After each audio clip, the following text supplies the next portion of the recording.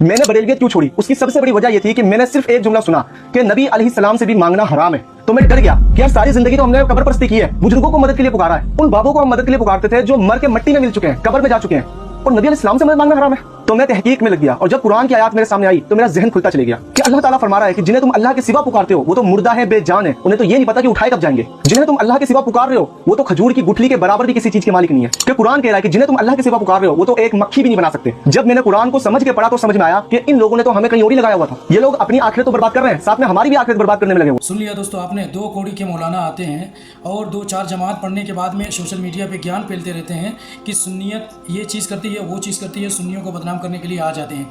असल में ये मौलाना नहीं है दोस्तों, ये बस कुछ व्यूज़ के लिए सुन्नियत को बदनाम करने के लिए आ जाते हैं। और ये जो बोलते हैं ना कि अंबिया और औलिया से मदद मांगना वो मिट्टी में मिल जाते हैं, ये है वो, ये सारी बातें जो बोली हैं मैं सबूत के साथ भी स्क्रीन पर लगा दिया हूँ, इसको जूम करके पढ़ लेना।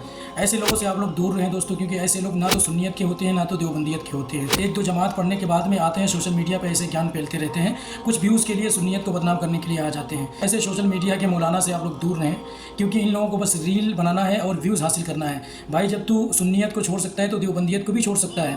इतना बुरा नहीं है सुन्नियत जो तुम बता रहे हो, इतना ज़्यादा बदनाम कर रहे हो। ये सारी चीज़ें मैं कुरान हदीस की रोशनी में रिसर्च करके सारी चीज़ें लगा दिया हूँ, ये जूम करके अपनी आंखों को फाड़ के पढ़ लेना। सुन्नियत कितना अदब और एहतराम करती है अंबिया और औलिया और नबियों की। तुम सुन्नियत को बदनाम करने के लिए निकले हो, शर्म करो।